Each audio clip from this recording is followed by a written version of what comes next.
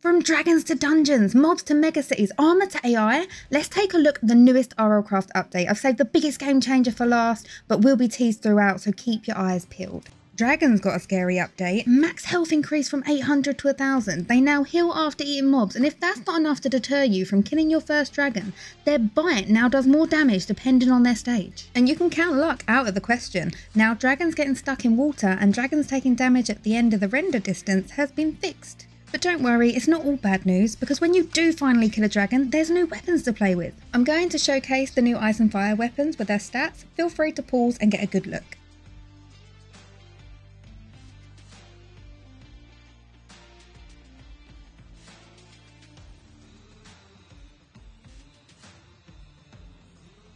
So with new weapons come new recipes, and apparently a change to older ones, as they've introduced wither poles and handles to replace standard ones.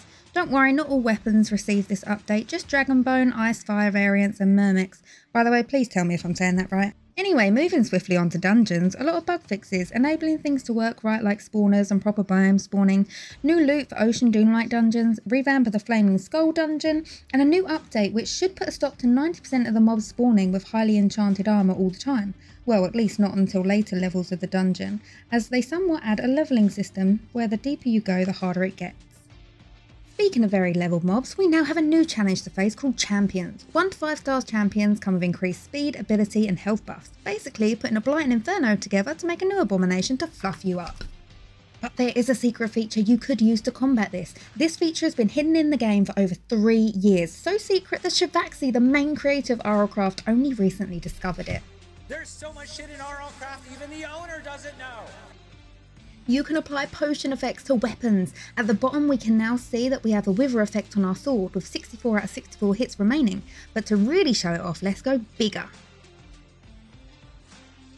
Oh, I love it! Another thing I've been having a lot of fun with is the new Easter egg, teddy bears. Like vanilla Minecraft name tag Easter eggs, you can name teddy bears on an anvil, and if you guess the name correct, the teddy bear will change.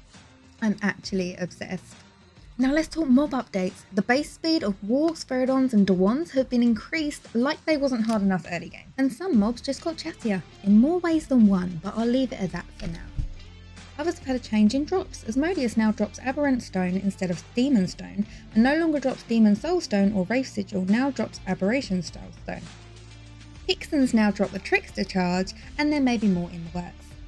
Lycanite mobs are now affected by crouching and invisibility, reducing target range. Not all mobs are affected though, these are the mobs that are immune to sneak, stealth and invisibility. The Crake, the Beholder, the Epion, the Grigori, the Joustin Alpha, the Krusk, the Gorger, the Serpix, the Triffid, the Reaper, the Banshee and the Lurker.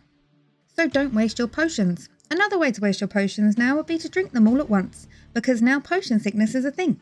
Drink 12 or more potions with positive effects and you'll regret it. And before you go reaching for a curing potion, that's been updated too. The curing potion no longer cures hunger, thirst, hypothermia, hyperthermia or bleed effects. Up next, the Never and the End give us over 40 new structures to play with. And a lot of fixes have been made on the spawning of overworld structures which often wouldn't spawn at all. Speaking of spawn, the respawn radius has been fixed from 5,000 to minus 5,000 to 10,000 to minus 10,000, so when you die you'll be even further from your last location. So maybe don't die. But don't worry, if you are prone to death, there's new ways to combat that with new armours. I've sped up the next section, so feel free to pause if you want a good look at the stats. We have Scarlight, Still from the RL Mixins mod, Sentient,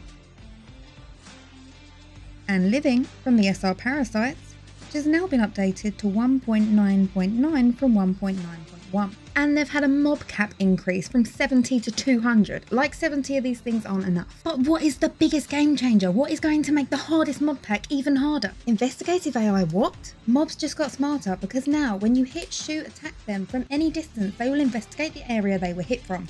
No more cheesing kills. Fortunately, not all mobs have this feature. Apparently, according to the config, only smart mobs will have AI.